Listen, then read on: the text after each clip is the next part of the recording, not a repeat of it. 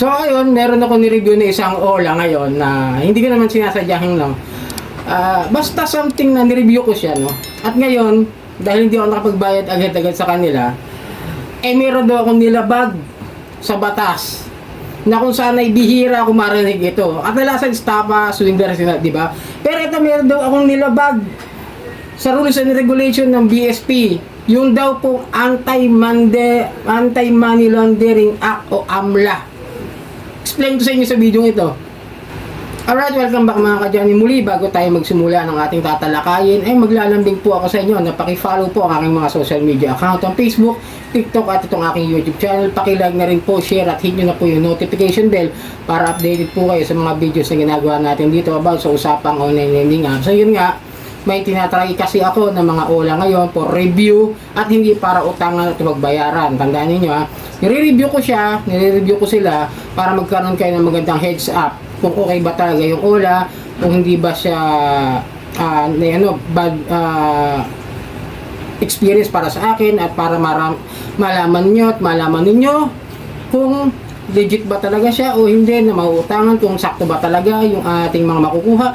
Yun po ang kahalagahan po ng pagre-review na ginagawa ko po, isang honest online lending app review. So ngayon, dahil nga sa hindi ko nabayaran, dahil nga hindi ko rin alam na gano'n yung sistema nila, tuturo ko sa inyo, sasabihin ko sa inyo kung paano ginawa nila sistema sa akin para maharas ako ng ganito ngayon, may papakita muna ako sa inyo text nila sa akin, okay? At yung sabi nila, napakasinungaling mo naman. Pinanganak ka ba talaga ng pamilya mo na scammer?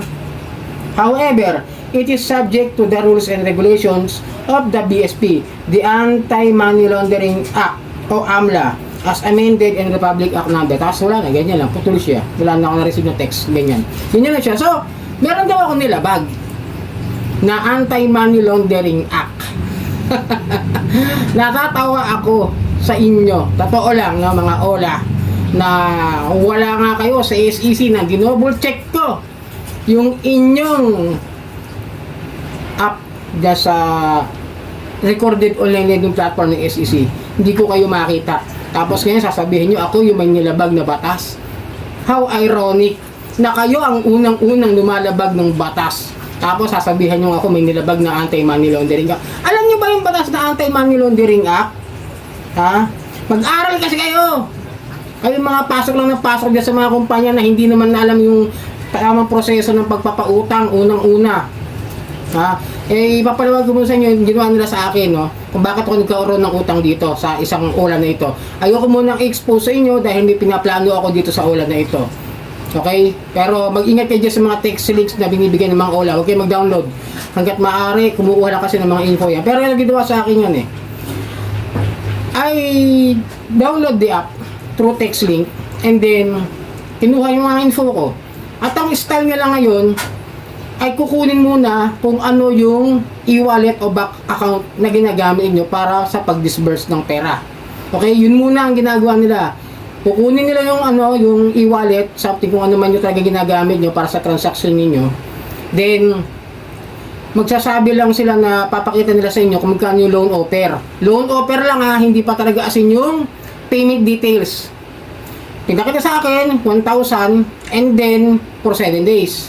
Okay naman, naintindihan ko dahil alam ko naman karamihan sa Ola ngayon is 7 days. Sana ito sinisilid ng SEC. Kung nanonood talaga sila sa mga YouTuber na kagaya ko.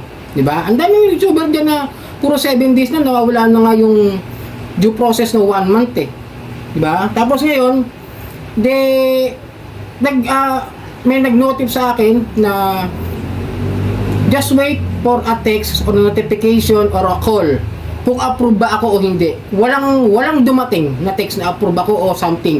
Walang ipinakitang ibabawas, walang ipinakita na kung ano yung makukuha ko lang. Basta may dumating na 555 sa GCash ko. That's it. Nasira na ang buhay ng tao. Ganun lang yun. Ganyan yung style nila ngayon, kaya huwag kayong basta-basta magbibigay ng mga e-wallet account ninyo o ng mga bank account ninyo nang hindi nyo nalalaman kung magkano ba talaga yung makukuha ninyo. Tulad na so 1,555 pinadala galing sa bangko. Ayun na, pero yung pakita basta hindi ko muna expose dahil may plano talaga ako dyan sa Ola na yan. Okay, ngayon na nataon naman na hindi pa naman sahod. Dahil kung totoo lang kung may sahod, bayaran ko to napakita ko naman doon sa isa kong channel sa Sir Johnny 2.0, di ba? Binabayaran ko yung mga dumarating sa akin. Pero kung ganito yung ginagawa nila na nilabag nila yung Truth in Lending Act, na hindi mo na dinidisclose sa akin kung magkano ba talaga yung processing fee nila na umaabot ng halos kalahati, eh meron na silang nilalabag. Tapos wala pa kayo sa SEC, wala pa kayo sa CIC. Tapos nagte-text sila kayo, dating nasa Play Store to pero ngayon wala na. Oh, di ba? Doon pa lang ang dami yun ng illegalization na ginagawa. Illegal operation na nga kayo. Tapos sasabihin nyo, ako yung gumagawa ng anti-money laundering, ng money laundering. Alam nyo ba yung anti-money laundering act? Yan yung paggamit ng pera galing sa mga illegal na operasyon. Pagkatapos yung pera na yun, paparehistro ninyo. Diba? Paparehistro ninyo, kunwari negosyo. Something basta magagamit na kunwari legal. Pero manggagaling saan? Sa illegal. Diba? Di parang kayo na mismo nagsasabi na saan galing yung pera nyo? Sa Pogo? Oh. Kaya text yun sa akin, may ebidensya ako dito, may text ako. Naka-screenshot na yan. Naka-save na yan. So, pinapadabas talaga nila na galing sa illegal yung mga pera nila. Tapos sabihin ako, kung ako kakasuhan nyo na swindling o na estafa, ibang kaso yun. Kung talagang may nilabag ako sa ginawa ko sa inyo. Ito na yung informasyon binigay ko sa inyo. Tunay na ID ko yung mga binibigay ko sa inyo, di ba? Natatawagan nyo ako, tunay na number ko. Tapos ngayon, nasasabihin nyo ako yung gumagawa ng money laundering.